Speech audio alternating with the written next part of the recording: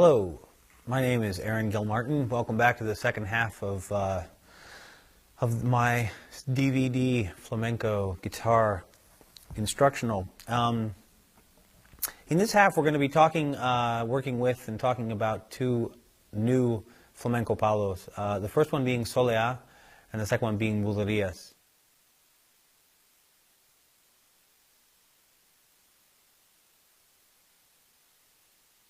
Thuâ is actually the oldest form of flamenco, and I just gave you a taste of soleares or thuâ.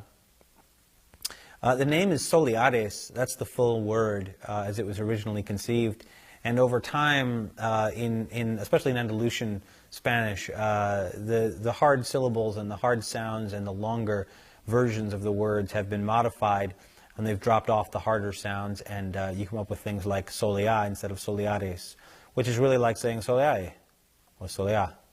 It's like saying soleares really quickly. So I'm always going to refer to it as soleá. The same thing for bulerías.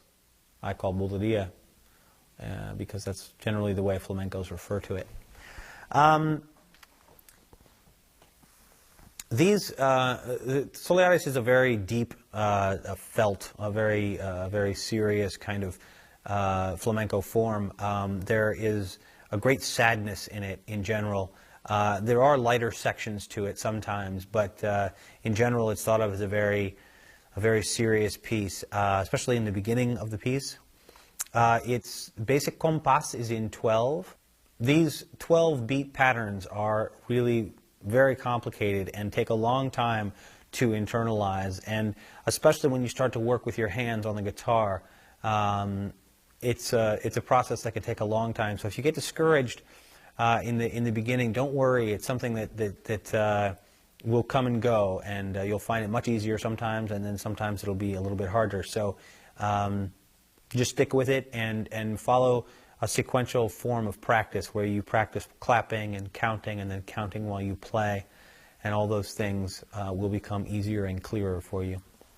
So the basic compás of thuâ is counted like this. The first 6 beats of the 12-beat pattern are in a strong 3. The second 6 beats are in a strong 2 kind of accent.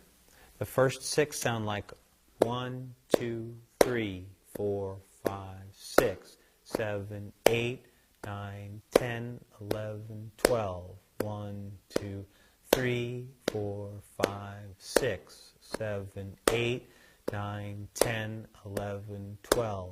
1, 2, 3, 4, 5, 6, 7, 8, 9, 10, 11, 12. 1, 2, 3, 4, 5, 6, 7, 8, 9, 10. The two different clapping tones, I'll just mention real briefly. This is called sordo, or muted, and this is called clara, or clear.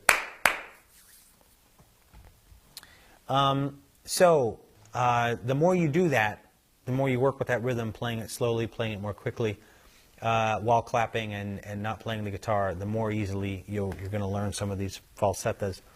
So I will now play you my soleares. What you want to remember about this as you watch it is that in flamenco, especially as a solo guitar form, the tempo is very malleable and will fluctuate. And this is used for great expression, right? For greater expression. When you're working with a dancer or with a singer, you're often following the other artist, okay? Sometimes they're following you, but in general, they're sort of setting the tone for where the phrase is going to go, when it's going to start, when it's going to end, that kind of thing. So as a guitarist, we have a lot more freedom as a solo guitar thing. So most of what I'm showing you works with other players, but some of it is really very specific to the guitar. Soleares.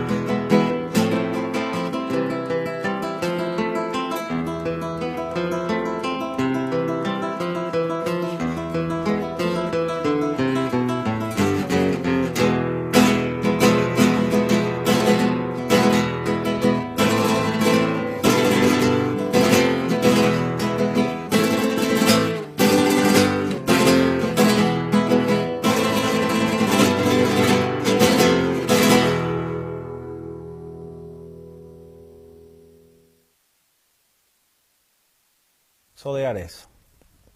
So the first part of the Soleares that I just played uses a tremolo to introduce the basic pattern, but I'm going to show you the basic pattern first, and we'll talk about the tremolo in just a second. The basic pattern is an E major chord that just trills back and forth on the E note, going up to F, back to E, down to D, and back to E. 1 E and a 2 E and a 3, 4 E and a 5 E and a 6, 7 E and a 8, 9, the F major chord, and back to E on 10. The finishing out of the compás is often accomplished with this low E, high E, and then walking the E major chord out with the thumb on the 4th, 3rd, and 2nd strings. 10 and 11 and 12. There are lots of ways of doing it.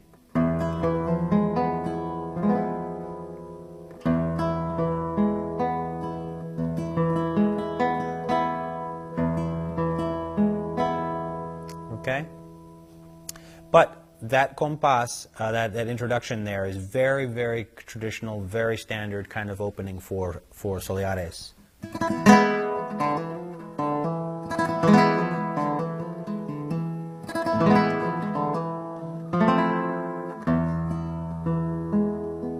This is a really good example of the kind of phrase in flamenco where you can play the same thing very metronomically or with a whole lot of expression that just completely messes up the beat in a way that, of course, is very compelling. You don't want it just to be messy, but it can be very compelling.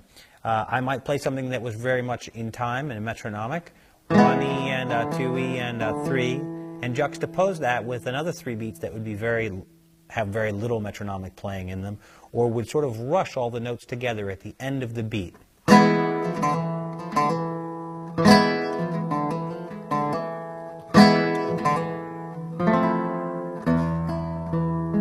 That's still pretty metronomic.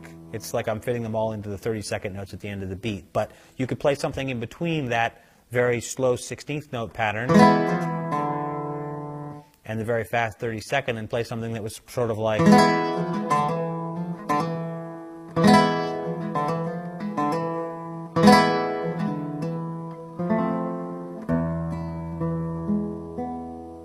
The second compás I play with this version of the E major chord, using exactly the same slurs on the 4th string, but instead of doing it with the 2nd and 3rd fingers, I'm now doing it with the 1st and 2nd fingers. Okay, and I put the tremolo in at the beginning of the phrase.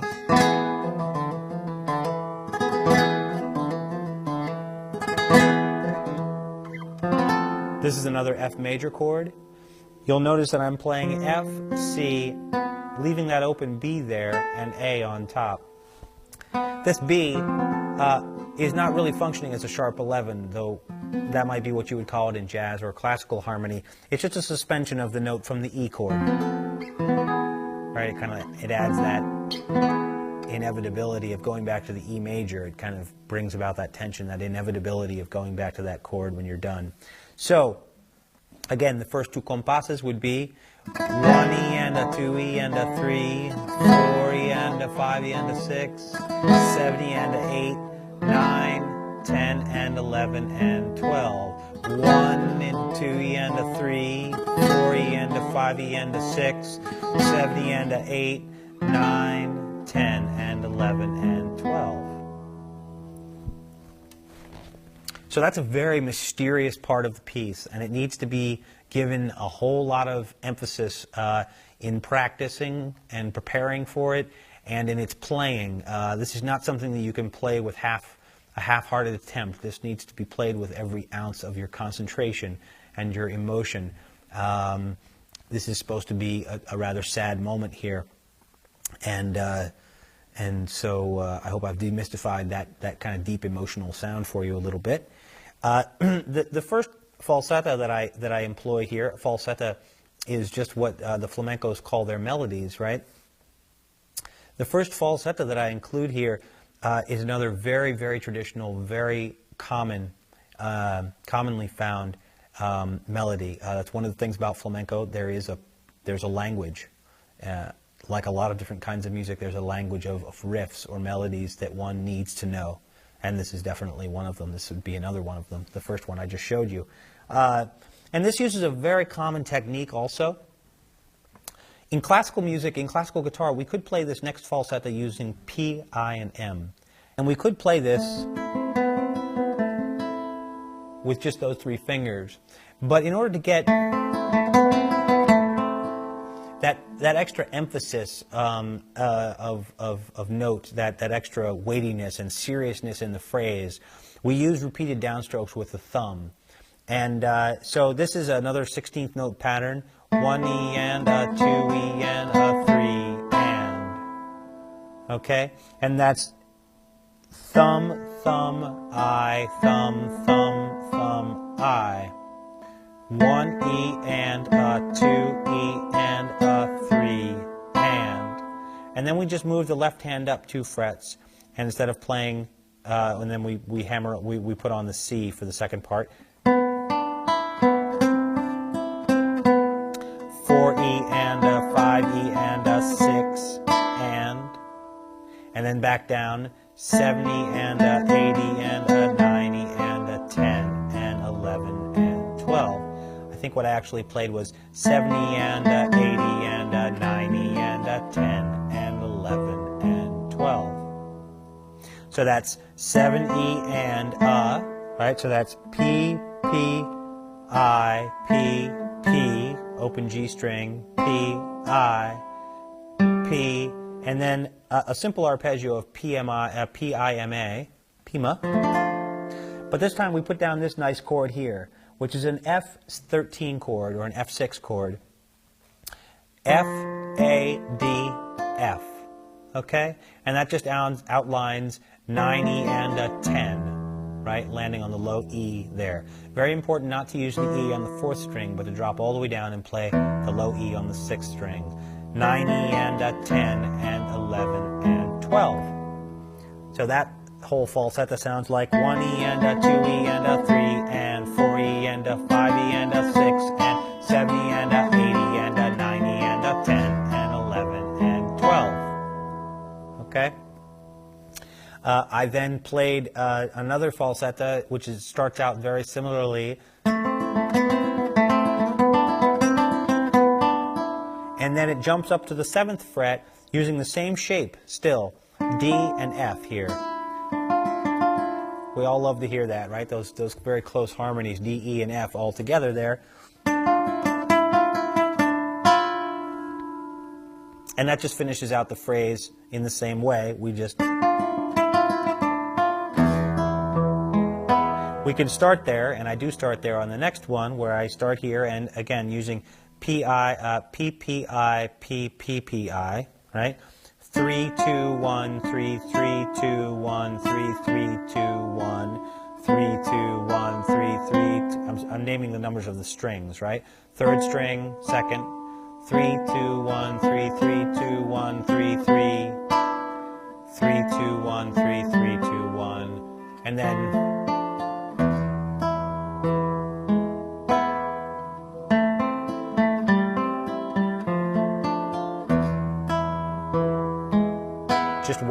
just arpeggiating that F6 chord on 9, 9E and a 10 and 11 and 12. Okay? So with those three, that introduction and then those 2 falsettos, you have a whole lot of soleares, and you want to spend enough time to really get that technique, especially the one with the thumb. The chords of soleares are E major, right?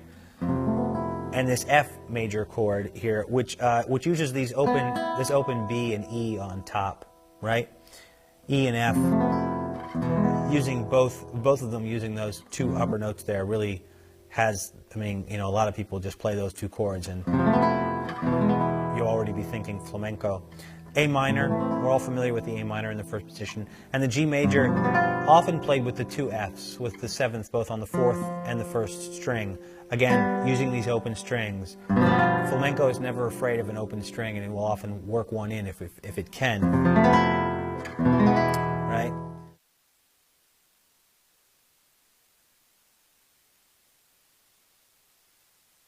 So this tremolo section starts off on the F chord, though we start with an A note and an A on top as well. And then we play C and F in the bass. It's good to think about these tremolo sections as two separate things, right? You're really getting into counterpoint or two voices, working with two different voices. So the lower part is going.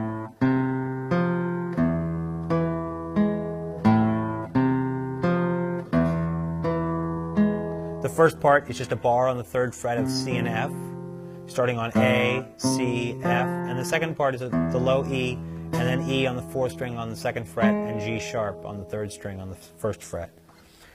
On top of that, we're putting in just a little bit of a melody, going from A to E, right?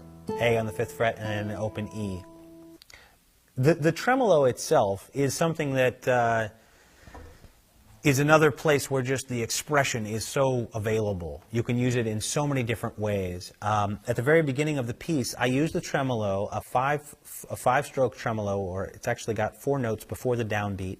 I think of it as a 5-stroke tremolo, very quickly. I play it very fast.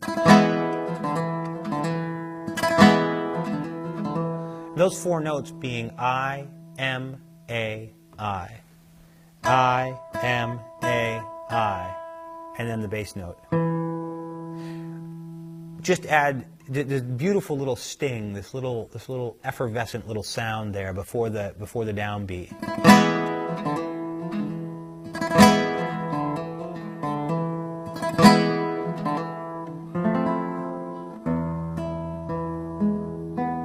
Is one way to play that, okay? So we can play this tremolo section.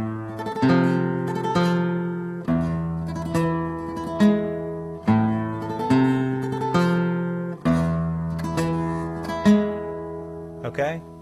Or we can play it as an even quintuplet or 5-stroke beat, okay? Which sounds something like this.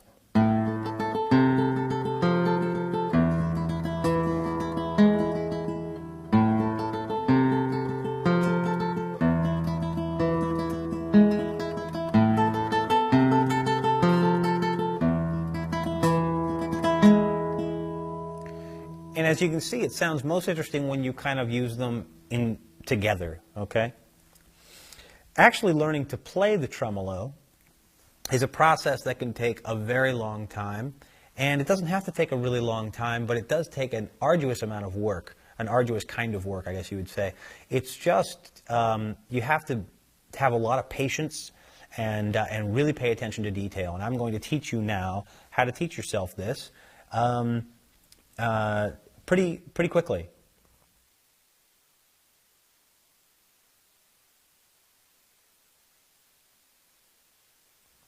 If you haven't studied tremolo before with classical guitar, we're going to start off that way. We're going to start off studying a 4-stroke or a 16th note tremolo, and I'm just going to deal with that for a second, and then we'll go to the quintuplet almost right away.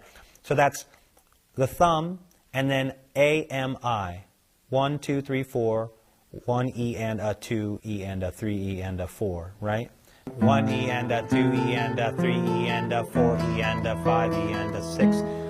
1 E and a 2 E and a 3 E and a 4 E and a 5 E and a 6. Okay, so that's the 16th note pattern that I did not play in the falsetta, but is it's definitely a doorway into playing the 5-stroke, what we think of as the flamenco tremolo. The way to teach yourself this is to place the finger on the string that you're going to play on the half note. Not on the half note, on the half value of the note that you're going to play. So let's think of these now as quarter notes. So each time we strike the string, we'll think of it as a quarter note. And before that, before we strike the string, we're going to put down our fingers on the string on the 8th note. Okay? So it's going to sound like 1 and... The and is the placement of the finger. 1 and 2 and 3 and 4 and 1 and 2 and 3 and 4 and 1 and 2 and 3 and 4 and 1 and 2 and 3 and 4 and. I remember that for myself, it was much easier to learn these if I practiced them without the guitar at first. So I would offer you that piece of information, that you could turn off the tape now, and you can sit and practice placing your finger on the and or the upbeat of each beat and lifting your finger or playing your leg or the table or whatever it is on the beat. So it's the same thing with the thumb, right? 1 and 2 and 3 and 4 and 1 and 2 and 3 and 4 and 1 and 2 and 3 and 4 and 1, 2 and 3 and 4 and. A few little details about the tremolo that are good for playing all the notes on the guitar in flamenco in general. I'm just going to touch on them real briefly. The first one is you want to engage the tension of the strings. You want to work in towards the guitar, in towards the face of the guitar, pushing the strings back towards the body of the guitar. This will produce a warm and big sound easily. The second thing is that the joint of the finger needs to be able to be broken. I say broken or relaxed back like this. When it goes by the string, it brushes like the bristles on a brush. It bends backwards like that on every one of them. And it's certainly true on the tremolo. So as you're practicing these, remember that.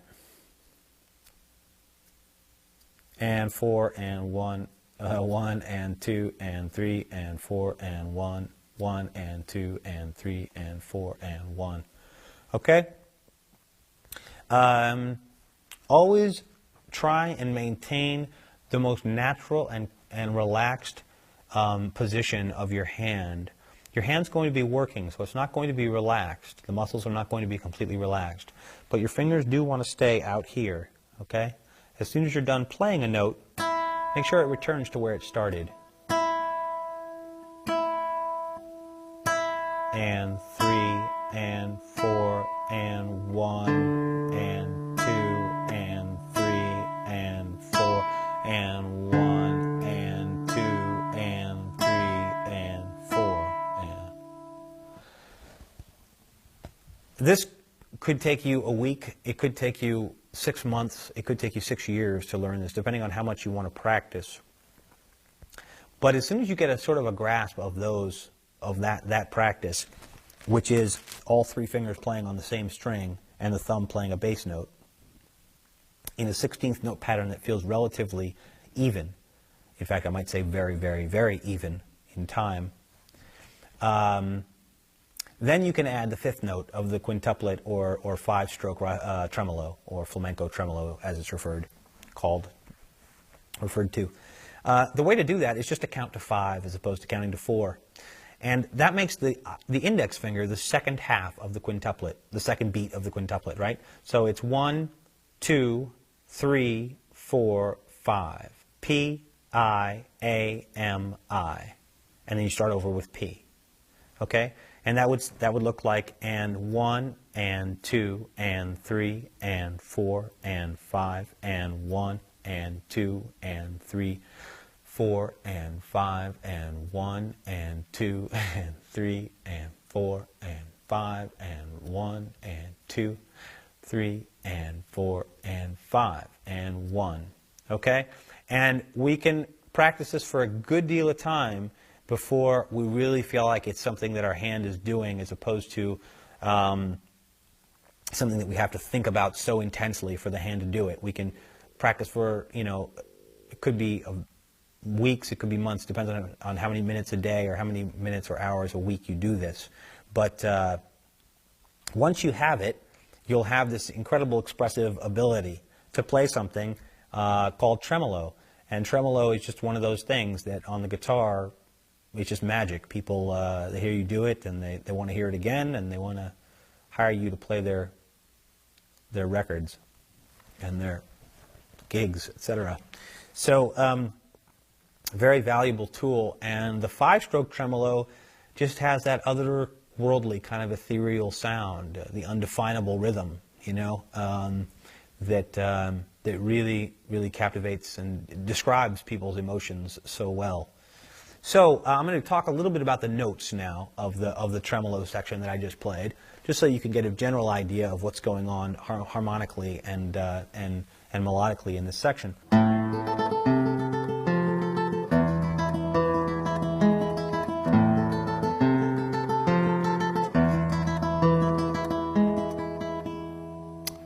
And then we have a very common melody that I played in different sections during this soleadas just now, which is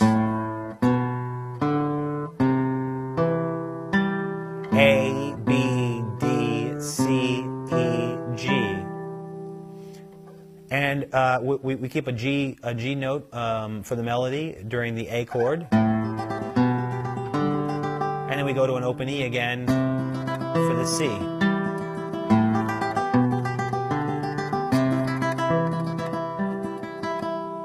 And you can start out with just the 4-stroke tremolo.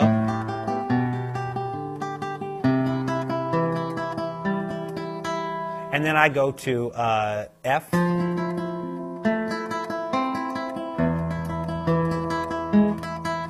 Those are with the 4-stroke tremolo, right?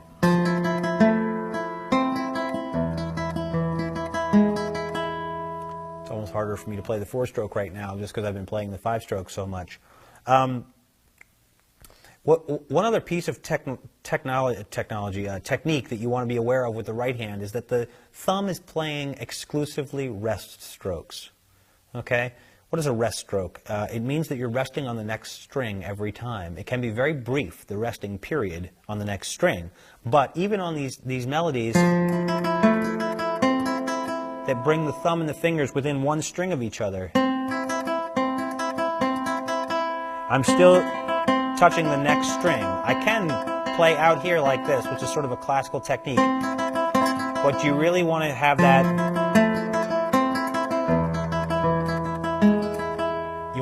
sense of connection with the guitar, and it really comes out in the sound. If you play this as a classical player would, you'll never have that flamenco sound that you do when you play it with the rest strokes. Okay? So all of the thumb melodies that I show you will use the rest stroke, okay? It's just about ubiquitous. It's just about always. There's very few instances, very few of them, where you don't use the rest stroke. So that's the tremolo. And again, I'm just going to impress upon you again.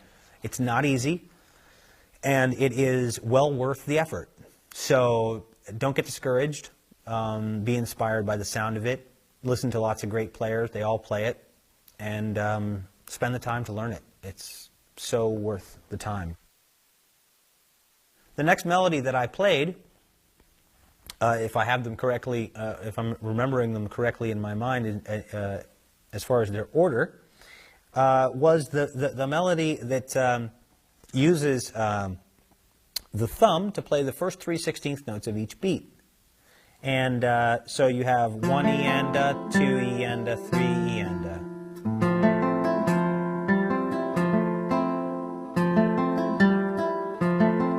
So the second beat is just an 8th note pattern, right? But it's 1 E and, 4, 3, 2, and then the index finger plays the last 16th note of the beat. Those are 8th notes, and then more 16th notes, same technique. And then to the E, right? So this is that F major chord on the 4th, starting on the 4th string with the open E chord, with the open E string, right? Open G, open E, F major, resolving to E.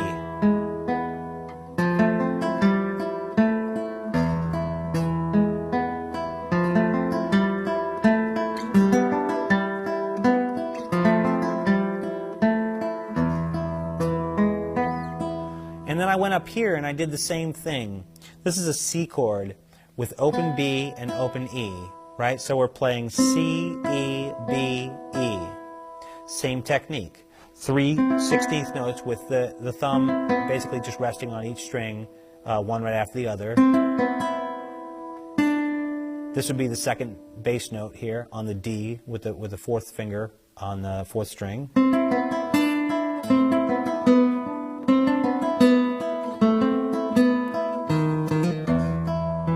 The first time I played this melody, I played,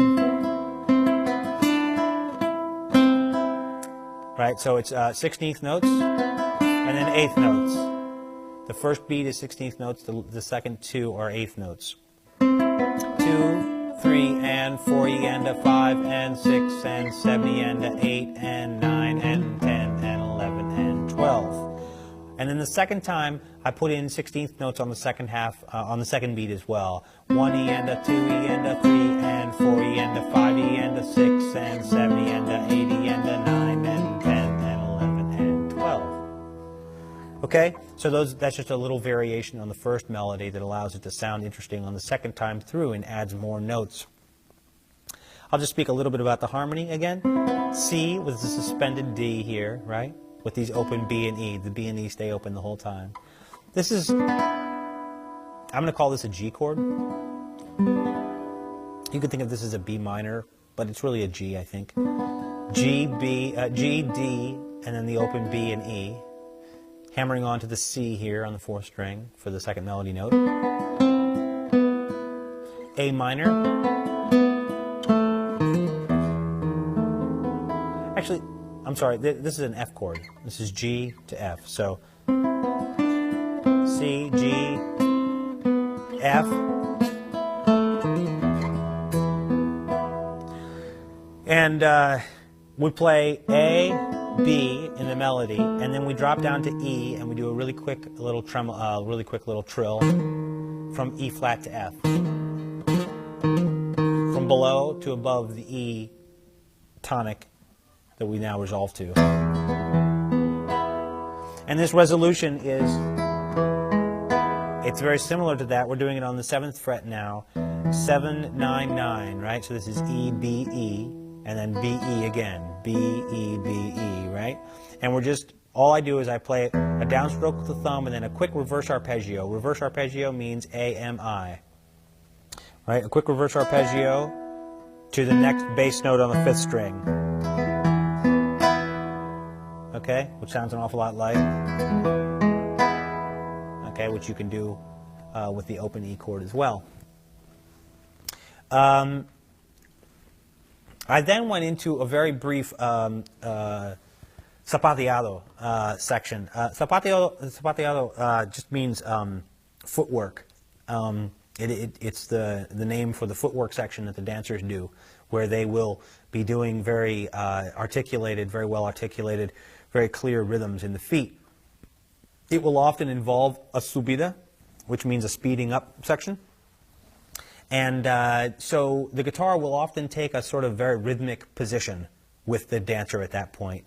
And if they're doing 16th notes, you'll be playing 16th notes. If they're playing triplets, if they're dancing triplets, you'll be doing triplets.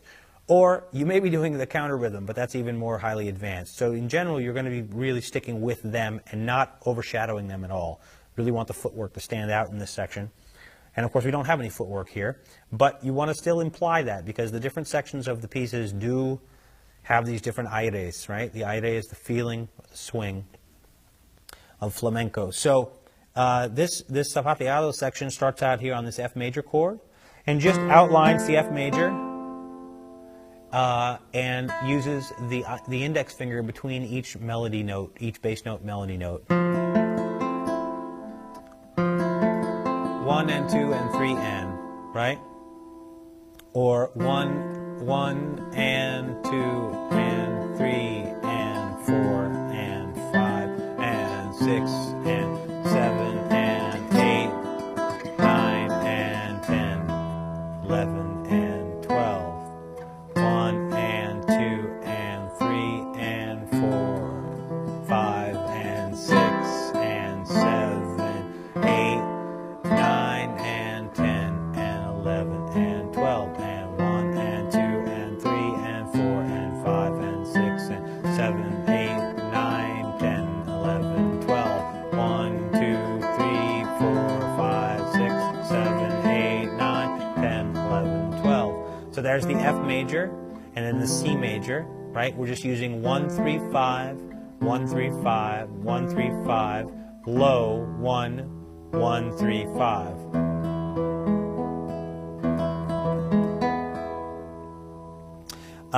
What I was doing there is showing you a way of building excitement and intensity without doing anything really different with your left hand. The first way is playing just eighth notes.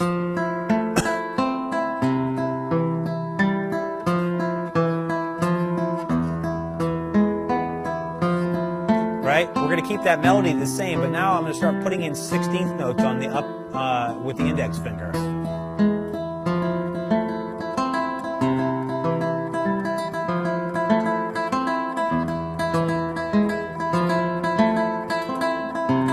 I'm kind of implying that I'm going to speed up, right? You can kind of feel me rushing just a little bit, because often this is a position, a place where there will be a subida.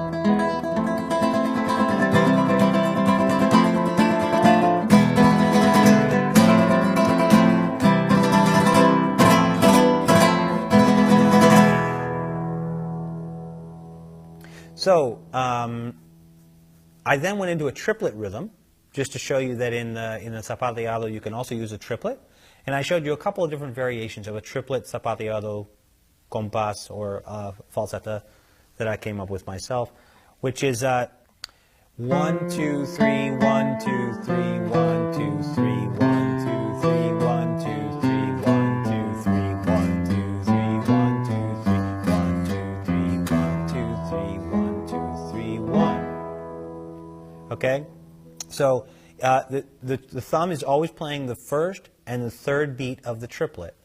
And in the middle, we either have another thumb stroke or pull-off, a note played by the left hand using a pull-off technique to play the second note, or we're using the index finger to play the second note of the triplet. So we have triplet, triplet, triplet, let, actually. So we just used the index finger once on that, right? 1, 2, right there at the very beginning. 1, 2, 3, 1, 2, 3, 1, 2, 3. And then we land on the C, right?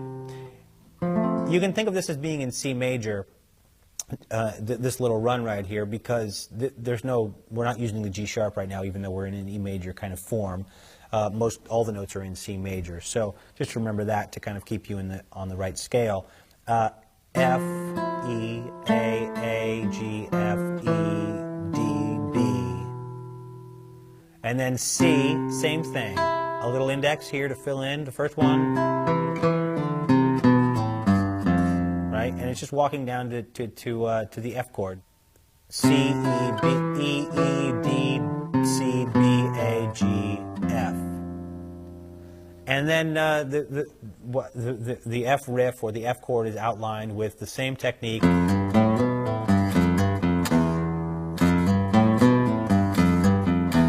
Right? The first and third beats of each one of those triplets, there's only 3 of them, right? This is 7, 8, 9, is played with the thumb downstroke. 1, 2, 3, 1, 2, 3, 1, 2, 3, 1. And the rest of the notes are hammer-ons or pull-offs. We're all familiar with hammer-ons and pull-offs. Just taking a finger that you play one note with and hammering on another finger to get the second note. Right? So there's 2 pull-offs. Hammer on, pull off, hammer on, pull. No more. Hammer on, right. So hammer on, pull off, hammer on. Okay? Just 3 beats. So the whole thing.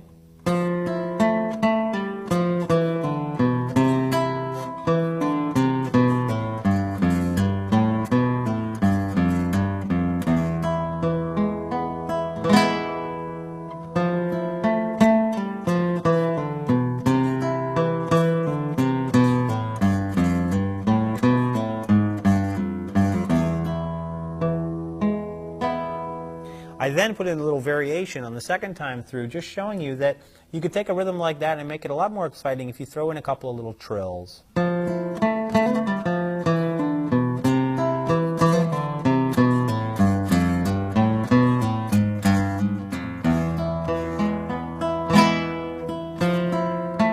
that beginning is exactly the same.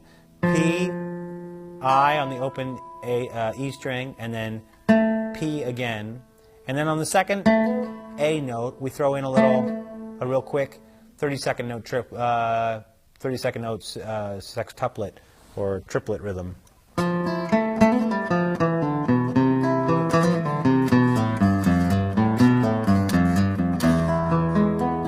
I actually ended it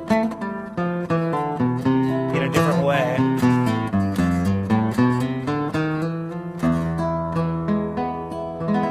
which is just F, G, A, B, C, and then you walk up chromatically D, D sharp, E, F, and then outline the E major chord.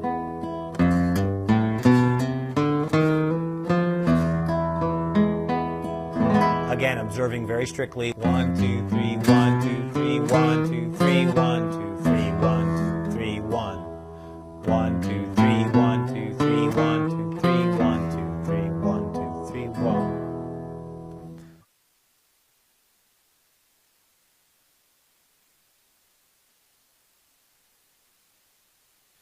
So the second part of this falsetto uses the same chords, but instead of using the open chords now, you're starting with the A minor on the 5th fret, 6-note chords, very standard fingerings, also the chords for Hit the Road Jack, in case you want to learn that song. So that's A minor, G major, F major, and E major. Here we have a reverse arpeggio played between two bass notes. The first one played on the 6th string, the second one played on the 4th string. Reverse arpeggio, A, M, I. Remember, reverse arpeggio is A, M, I, right? On the A minor chord.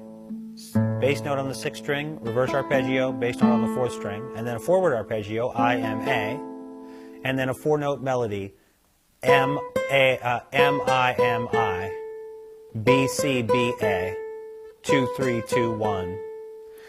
Switch to the next chord, and the fingering in the right hand is exactly the same. Okay?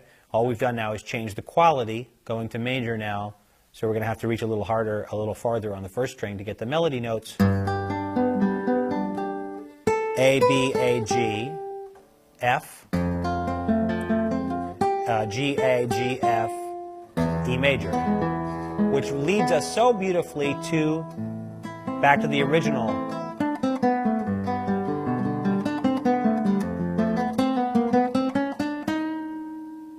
So the F major chord arpeggiates F, F, A, B, walks up on the chromatically to the open E string, where we play E, F, E, and then we walk up a diminished scale,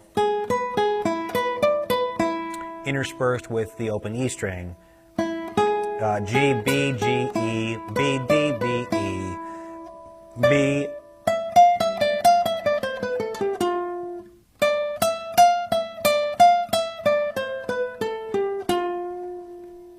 okay? So that again, very slowly.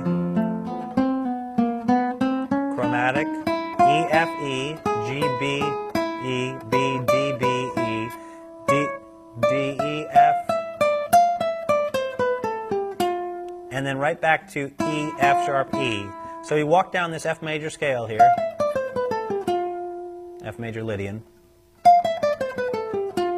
And then E, F, E.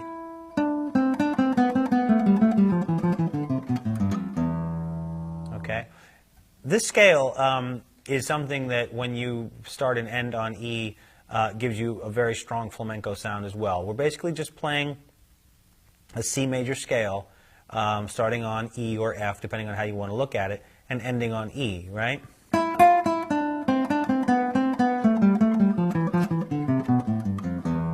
And we're throwing in a couple of repetitions up and back between two notes to fill out the 16th note pattern, okay?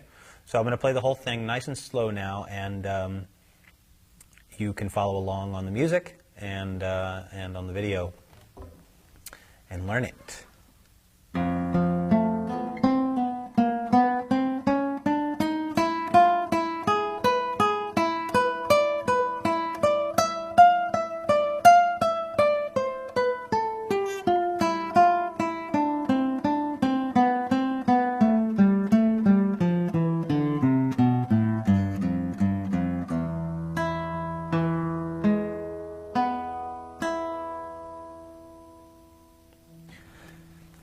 You'll notice when I played it in the Soleares, in the Soleá, you noticed probably that I sped up during that whole section there. So I came down.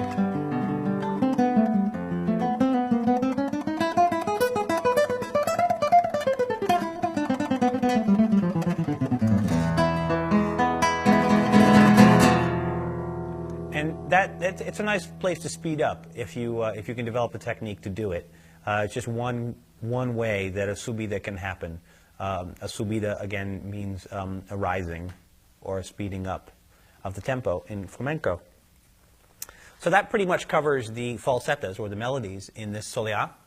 The only thing that I'm going to talk about here, since we covered most of the rasgueos already in the first DVD, I'm going to talk just about one rasgueo that is new to us in this soleá.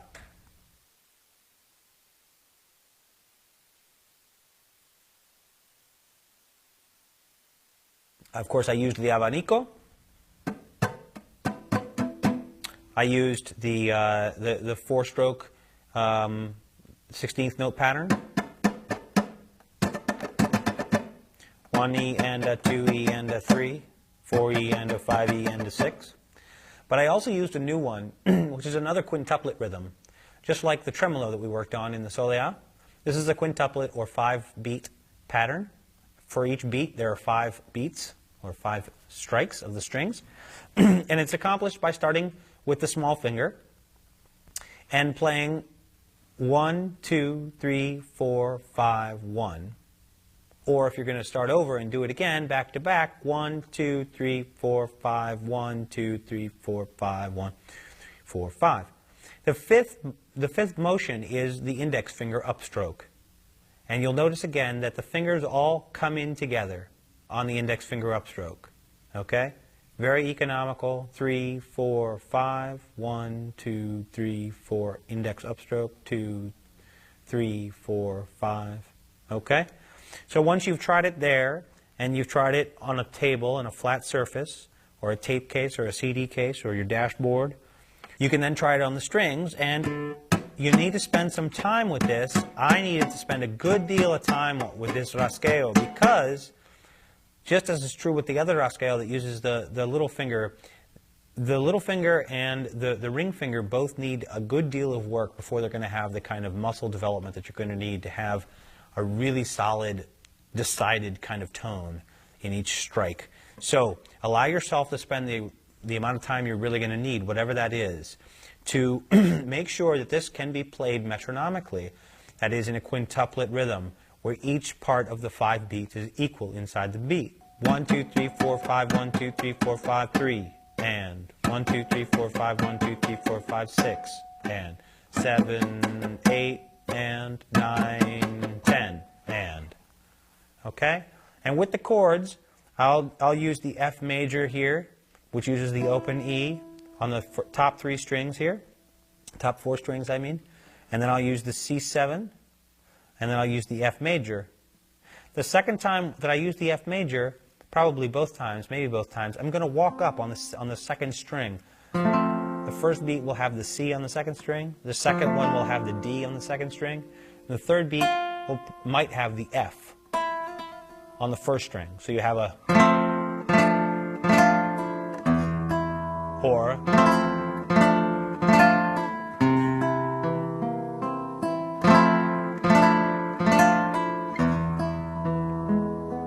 so let me demonstrate the quintuplet or 5-stroke rasgueo with those chords. 1, 2, 3, 4, 5, 1, 2, 3, 4, 5, 3, and 4, 2, 3, 4, 5, 5, 2, 3, 4, 5, 6, and 7, 8, and 9, 2, 3, 4, 5, 10, and 11, and 12. Although it is difficult to count that way, 9, 2, 3, 4, 5, that kind of stuff, I do think it is helpful to learn how to do that simply because it allows you to slow down the process that much more and find out which part of the beats and which part of the rasgueos are the weakest for you. This quintuplet rasgueo is, again, one of those sounds that when you play it, people know you're playing flamenco. It is so associated with flamenco that once you can do it, you've really entered that world of people who sound like they play flamenco or do play flamenco, okay? So spend as much time as you need to get that sound. And remember that it can be played metronomically. 1, 2, 3, 4, 5, 1, 2, 3, 4, 5.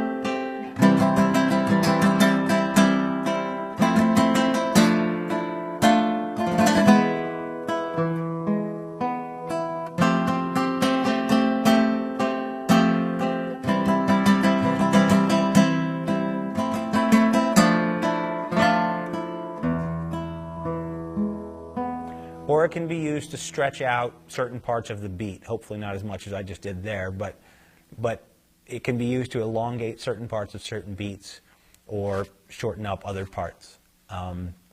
Very powerful when used repeatedly.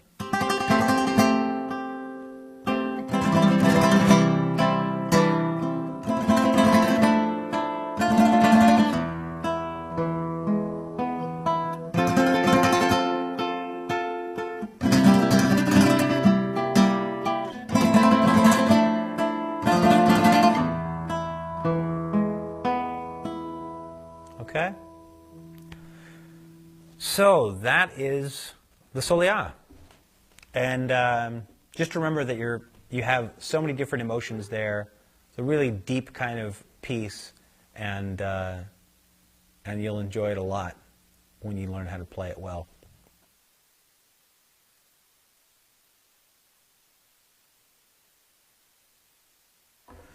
So the final piece that I'm going to show you on this DVD here is a bulería. And bulería comes from the word burlarse, which means to trick or make fun of in Spanish. And bulería is indeed a tricky rhythm. And it's one of the rhythms where you'll see a lot of kind of lighthearted mockery between the musicians, where either they're trying to throw each other off the rhythm, or they're just trying to impress each other, or there's just a general playfulness in this rhythm. It's often played very fast, and it's definitely one of the most syncopated. It must be the most syncopated of the rhythms. It's sort of become the most famous, most popular form, or palo, in flamenco in the last probably 100 years, maybe 50, 80, 100 years. And that's what happens in flamenco. Different styles rise and fall with the times. There was a time when malagueña was always popular, and everyone played a malagueña. And there were times when soleá and alegría sort of reigned. And it's been the time of bulería for a while now. It was certainly the signature for Paco de Lucia, who was the first guy to play nuevo flamenco, which means new flamenco, which was where a lot of the jazz influences entered into flamenco. And that first piece that he had on his first album actually came from Mario Escudero, a piece called Impetu, and that is a bulería. And so this bulería that I'm going to show you has 3 falsetas in it, and they all use a lot of thumb work. So we're going to get introduced to a technique called al thuâ quite extensively here. And you'll come to love this very strong, also very traditional sound. The compás of bulerías is in 12. It's another 12-beat pattern. Again, the accents are on 3, 6, 8, 10, and 12. Okay? And alternately, the accents can be either on 6, and all the other accents as well, or it can be on 7. Okay? So I'm going to demonstrate playing a compás with the accents on 3, 6, 8, 10, and 12, and then a compás with 3, 7, 8, 10, and 12. Okay? And I'll demonstrate first clapping and counting, back and forth. I'll do 4 compasses, and you might want to try this along with me, and then turn off the DVD and try it alone. We're going to do it slowly at first. 1, 2, 3, 4, 5, 6, 7, 8, 9, 10, 11, 12. 1, 2, 3, 4, 5, 6, 7, 8, 9, 10, 11, 12. 2, 3, 4, 5, 6, 7, 8, 9, 10, 11, 12. 1, 2, 3, 4, 5, 6, 7, 8, 9, 10, 11, 12. Okay? So the second and fourth of those compasses had 7 accented with 8, 7, 8. And the first and third had 6. Okay? So the compás, I'm going to play the compás in a couple different ways here. The compás, I'm going to play this in the key of A. The basic compás that I'm going to play uses a slur technique. The chords that I showed you in the first DVD for the tango, so the ones that we're going to be using here for the bulería. The first chord is that A, where you're barring two strings with one finger, and then playing the second string with the second finger. And that allows you to do the slurring action here, okay? And I'm going to show you how to play the bulería compás, playing slurs on every beat. The slur is actually going to be on the upbeat. We're going to strike a downstroke with the index finger, and an upstroke on the upbeats. Downstrokes on the downbeats, upstroke on the upbeats. And every time we strike an upbeat, we're going to have put down this finger here. Okay?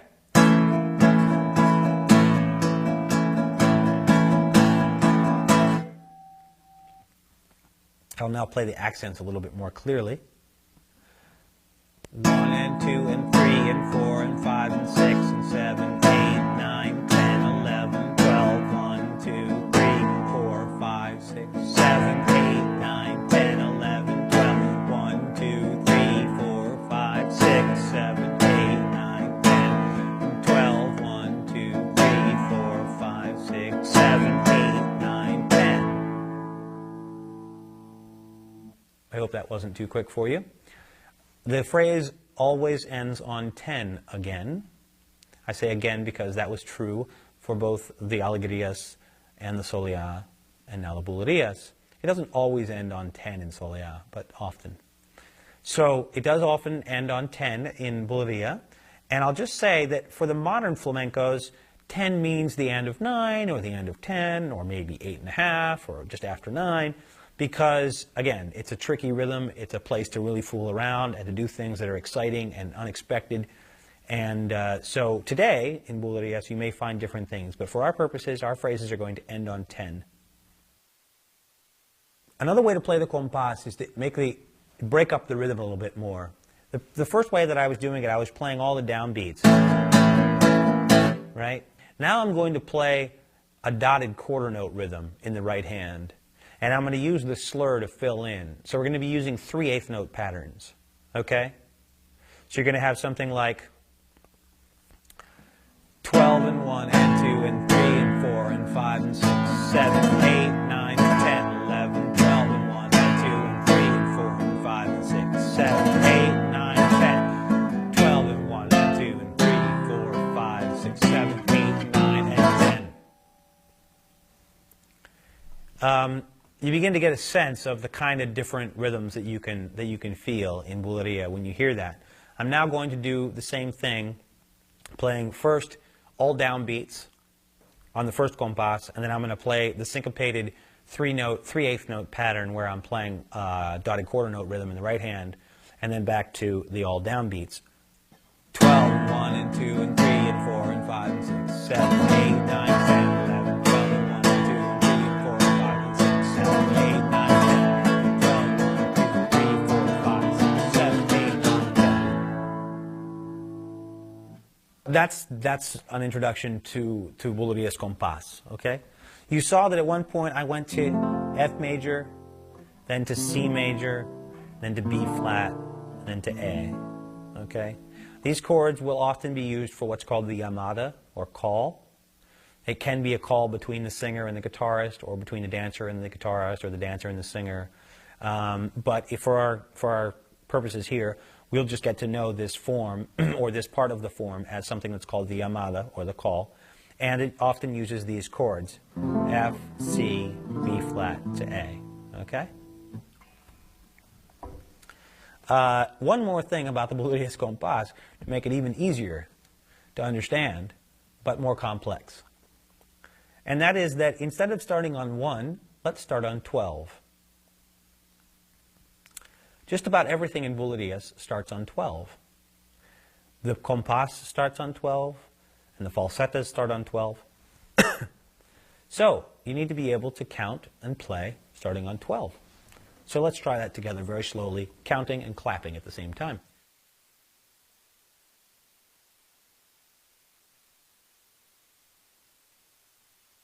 The clapping is called palmas. As I've mentioned before, there are two kinds of palmas, right? There's the surdo, muted, and there's the claras, or clear, loud, sharp, bright. I'll use both. I'll probably be playing 7 as an accent and not 6 here.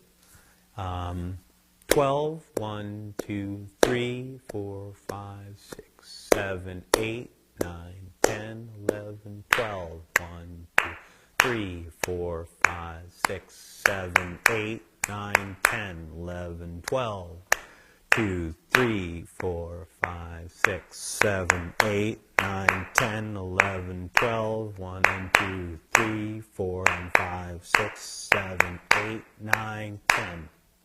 I'll just say one thing about the claras palmas, which is very helpful if you're a musician of any caliber or any instrument, any art in the flamenco world. It's very helpful if you can do a little bit of palmas. Makes you twice as valuable.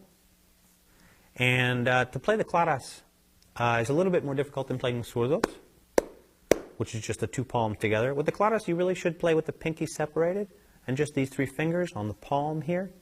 And you really want to get that almost castanet sound. You want to be able to add accents whenever you want. 12, 1, 2, 3, 4, 5, 6, 7, 8, 9, 10, 11, 12, 1, 2, 3, 4, 5, 6, 7, 8, 9, 10. Okay? Just so you can work on that on your own. Again, it's very helpful, was very helpful for me to try and internalize these rhythms using the palmas and the counting before I played any of the really complex things that we're now going to look at here in this bulerías. So, bulería.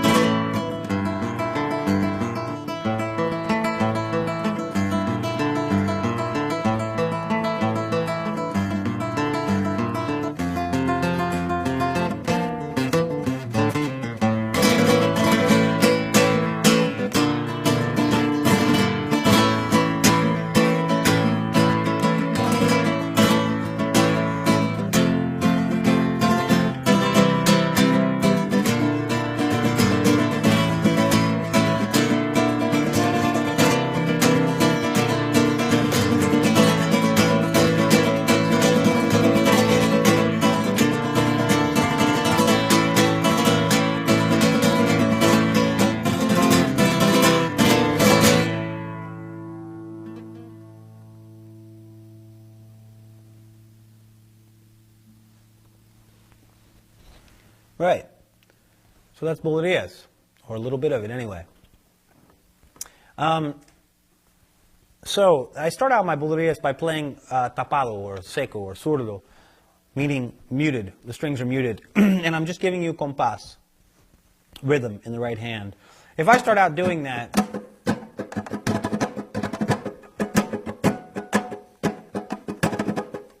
certainly anywhere in Andalusia, but anywhere around anybody who plays any flamenco, they'll know what's going on. They will immediately be able to understand the rhythm that I'm playing and will know what's going on. But this is one of those sounds that's just so typically flamenco, and therefore is very useful for a beginner. Let's just look at that compás again, right? We're going to count along with this seco, zurdo section. What I'm doing is I'm just using the index finger to mark time, playing basically all eighth notes, and using a heavier stroke on the accented beats, the beats that need to be a little bit louder, a little bit stronger, a little bit more accented, okay? So we have 12 and 1 and 2 and 3 and 4 and 5 and 6 and 7, 8, 9, 10, 11, 12 as a starting place, okay? I want to remind you that in flamenco, the weight of the hand and the weight of the arm is all important in creating a sound that's really flamenco.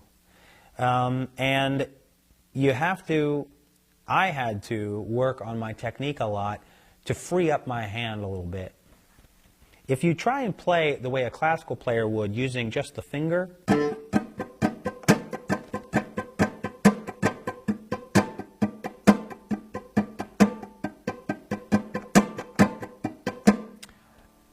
it's just a little bit of a lighter sound and doesn't have all the resonance of the guitar in it that you can get when you involve the weight of the hand a little bit in the stroke.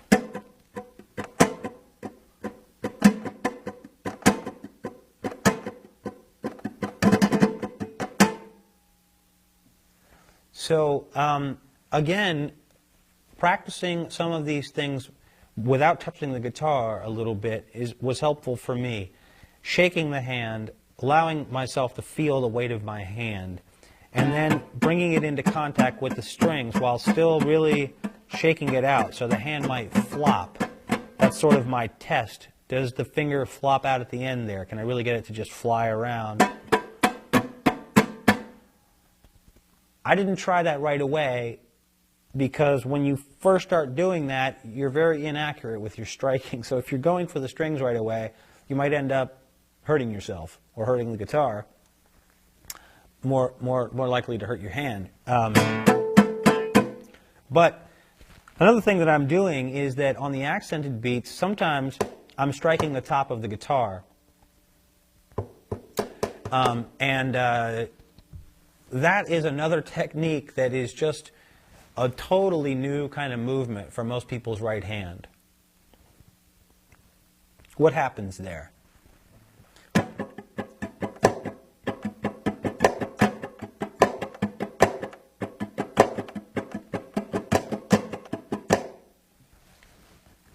This is a very common technique. I'm not so sure I used it, actually, and when I played the bulería just now, I think I forgot to throw it in there. But it's something that you definitely need to have a look at, and it will be very helpful in bringing out that very traditional flamenco sound. Often, that's the way I'll start off playing a bulería, is just...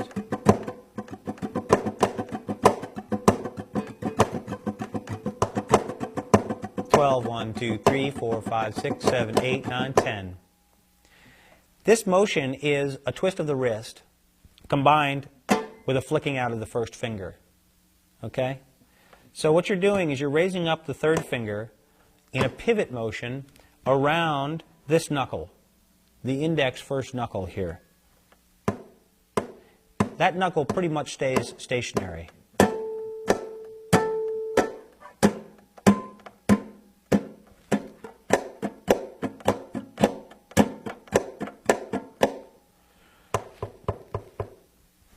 The sound that you want to achieve is achieved by playing the flesh first on the wood, and then after that, the nail is brought into contact with the top of the guitar, sort of incidentally. After the flesh has already been driven to its flattest, then the nail will come. And thereby you really get that, the deepest tone you can get from the guitar.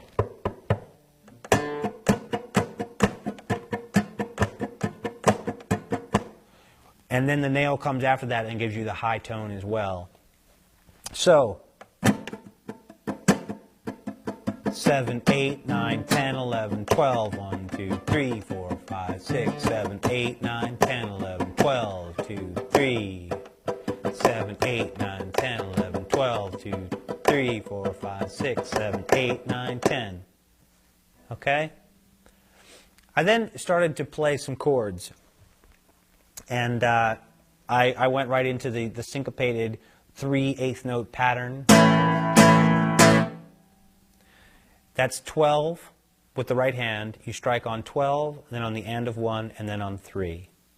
Each 3-note pattern has a hammer-on here on the B flat on the second of the 3, and then just a hold on the third. Nothing happens.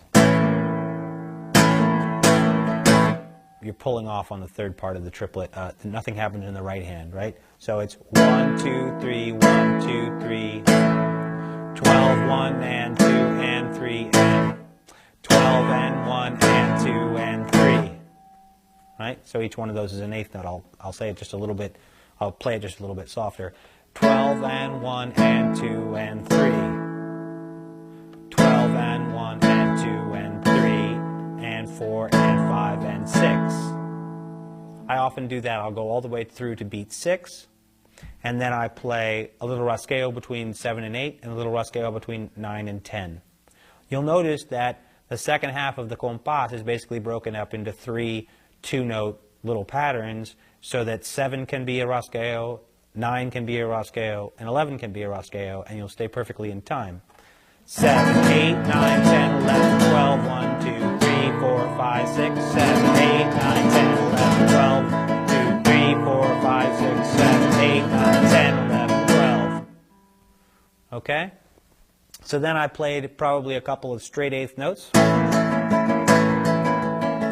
8, 9, 10, 11, 12, 1, 2, 3, 4. Again, what I'm doing there is I'm hammering on each one of these on the upbeat, right? On each offbeat, I'm playing a B flat. The first falsetta. The first falsetta is also built up of 3/8 note patterns, or groupings of 3/8 notes together.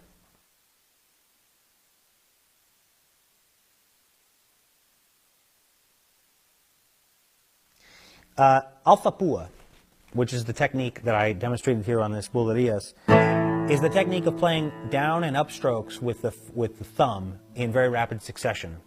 And it allows for very complicated rhythms to be played and really endless melodies. Sometimes you'll see somebody play for 2 minutes with just the thumb. Down, down across 3 or 4 strings, up, down, down, up, down, down, up, down, down, up.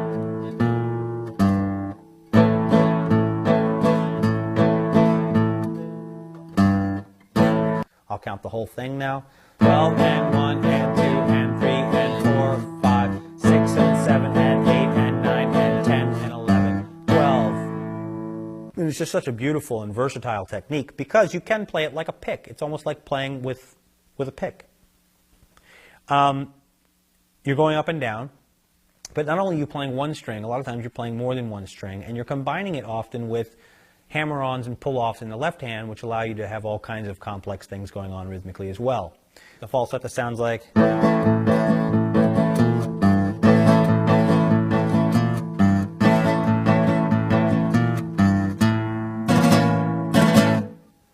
So we play it 3 times, and that takes us to 6 in the second compás, and then we just round out the end of the compás playing 7, 8, 9, 10.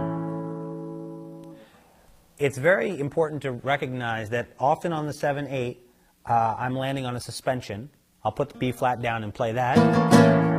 So you sound like you're unresolved, and then I'll take that off and play that on the 10th beat. So you have that suspension resolution feeling. I'll play the whole thing now. 12 and 1 and 2 and 3 and 4, 5, 6 and 7 and 8 and 9 and 10 and 11, 12 and 1 and 2 and 3 and 4 and 5, 6 We then do exactly the same thing on the B flat chord, the only difference being that the second melody note is the open A string. So not all the melody notes happen on the 6th string. One of them is on the 5th string. 12 and 1 and 2 and 3 and 4, 5, 6 and 7 and 8 and 9 and 10, 11, 12 and 2 and 3 and 4, 5, 6, 7, 8, 9, 10. Back to the A chord.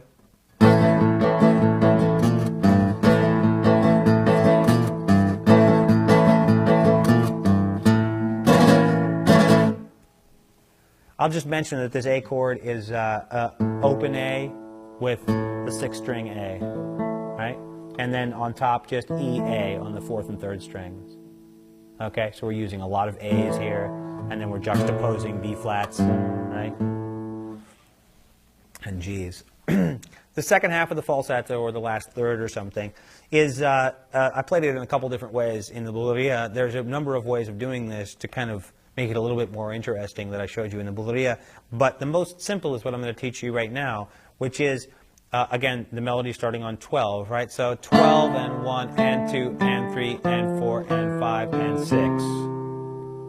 So 12, and then on the end of 1, the melody starts on all the offbeats until we get to the end of 5, when then there's two eighth notes next to each other again. 12 and 1 and 2 and 3 and 4 and 5 and 6. And then we round out the end of the compás with a couple of rasgueos, however you want to do it. 7, 8, 9, 10. Still on the C chord. And then on the B flat, 12 and 1 and on the F, right? 12 and 1 and 2 and 3 and 4 and 5 and 6, 7, 8, 9, 10. Right? So we change chords on the 6, and then we round out the end of the compás with 7, 8, 9, 10 on the new chord. Again, D minor, 12 and 1 and 2 and 3 and 4 and 5 and 6, 7, 8, 9, 10, 11, 12 and 1 and 2 and 4 and 5 and 6 and 7, 8, 9, 10, 11, 12 and 1 and 2, 3 and 4 and 5 and 6, 7, 8, 9, 10, 11, 12 and 1 and 2 and 3 and 4 and 5 and 6, 7, 8, 9, 10. The little variation is just repeat a note twice with the thumb, and then pull-offs and etc. to finish out the melody to C and then to A.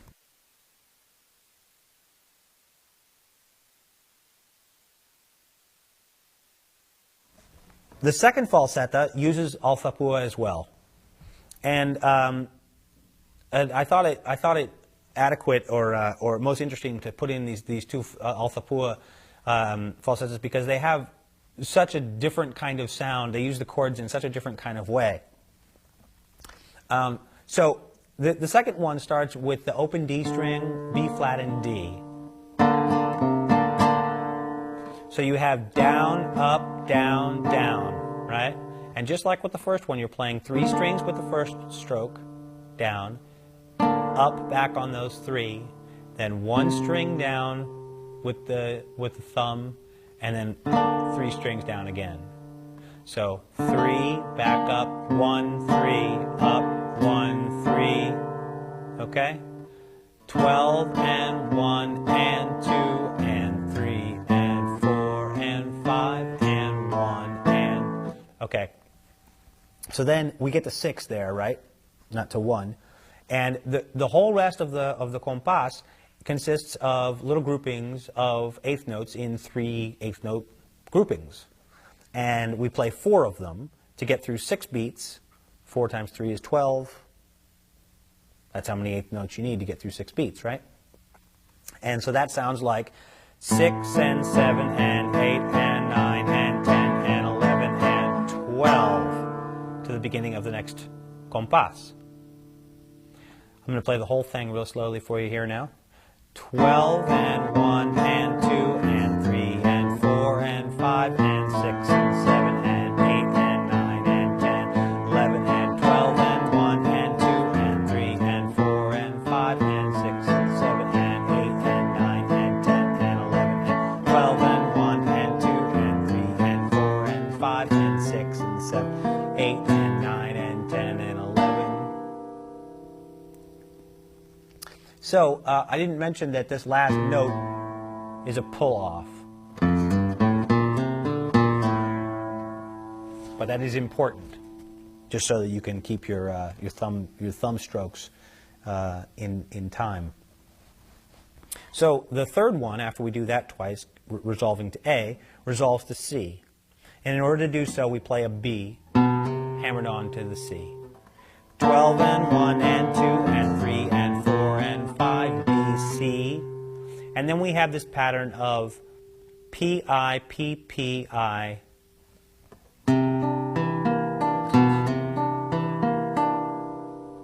P, I, P, P, I, hammer on, I, P, P, I.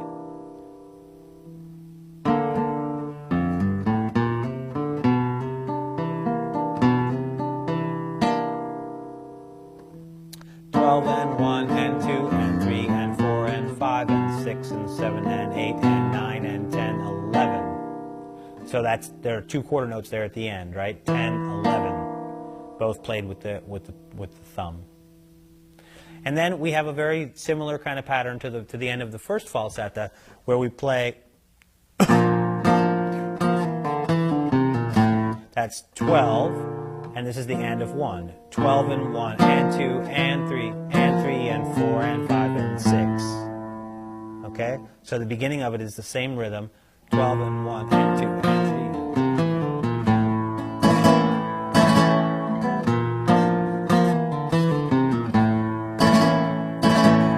12 and 1 and 2 and 3 and 4 and 5 and 6, 7, 8, 9, 10, 11, 12 and 1, 12 and 1 and 2 and 3 and 4 and 5 and 6. Okay, so that's the second falsetta.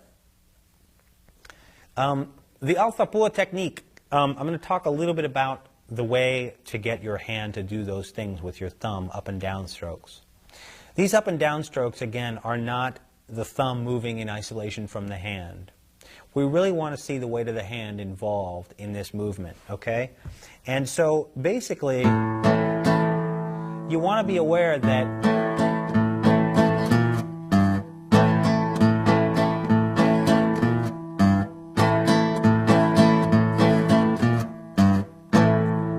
really can make an enormous twist there and go almost to a complete 45-degree angle to the strings, or perpendicular to the strings, depending on which kind of plane you're looking at here, right?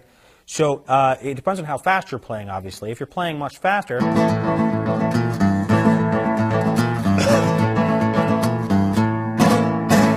it doesn't look like you're going all the way to that position, but that is the logical extension of the position, okay? When you're playing this, especially in seguidillas, a much slower form of flamenco, you do actually go there, and because you're playing with such conviction and feeling, and you want to use as much of the weight of your arm and hand and your feeling to produce the sound. So here in the bulerías, you may not actually twist your wrist all the way down, but you want to be aware that that's really what's going on here. It's the same loose, feeling the weight of the flesh in your hand, especially, and at the ends of your hand, right? At the end of your fingers and the end of the finger out there on the end, and your thumb and all that behind each stroke, okay? So this technique takes a good deal of focus, a really intense kind of concentration to make it work. Dragging your thumb back and forth across the strings is not so hard. Doing it while you leave your other fingers free to play is definitely increases the difficulty a good deal. But playing it with a sound that's really full is another level of complexity. And again, what we don't want to do is marry the thumb to the fingers or the hand, where we're just playing, right? It's kind of a picking technique that people use, paleta, pick, you know, jazz, rock, etc. We don't want to marry the finger to the thumb or any part of the hand to the thumb, right? The thumb is working alone, and it's really being moved by the weight of the hand and almost as a result of the movement of the hand, okay? And each time that you make a downstroke, you want to think that this is the end result. So, when you're practicing very slowly, you want to see this for the downstroke. I'm completely turned now, right? I'm facing out here as a perpendicular to the strings, right? And then on the upstroke, the same thing, all the way up, so you can see your palm. It's beyond the flat position, right? It's opened up. You can see your palm. You don't have to be pointing at the ceiling, but you should be able to see your palm. Okay?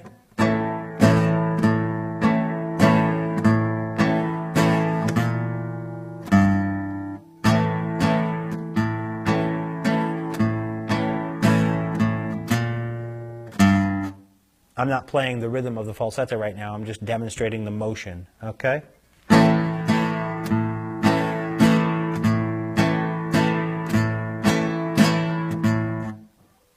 And again, when you're playing slower pieces, that's actually the movement that happens. It's not just for a practicing or a getting used to the movement or anything like that. It's actually the technique that you use when playing.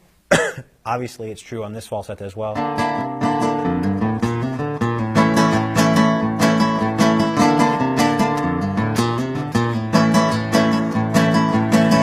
And if I wanted to play it loud like that, and I wanted to, you know, add a different kind of sound into different repetitions of the same melody, I might very well do that, go to a full extension, so that you can actually hear that much more weight behind each movement. So, as with all things flamenco, technique-wise, they are usually new to the hands. They require a new kind of looseness in the hands, that is, a new kind of freedom, both in the fingerings in the left hand and the kind of slurs, and in the movement of the right hand, flailing about or very fast repetitions of the fingers, right? The fingers need to pop out very quickly. With the tremolo, the fingers need to be right back out there, right? So a loose feeling in the hand, and also a very intense amount of development of the muscles. So great repetition, very long-term repetition, and an incredible concentration on an evenness to the rhythms will allow you to eventually acquire the muscle development and the security with the rhythms and with the melodies that you'll need to make it all sound like flamenco. That's thuâ and bulería. I hope you enjoyed those two very deep forms, and I'll just say that these are kind of superficial exposures to the techniques and areas that are flamenco. So take your time getting used to these basics a whole lot, and you'll sound great very soon if you follow those practicing techniques. Thanks for listening. I'll see you soon.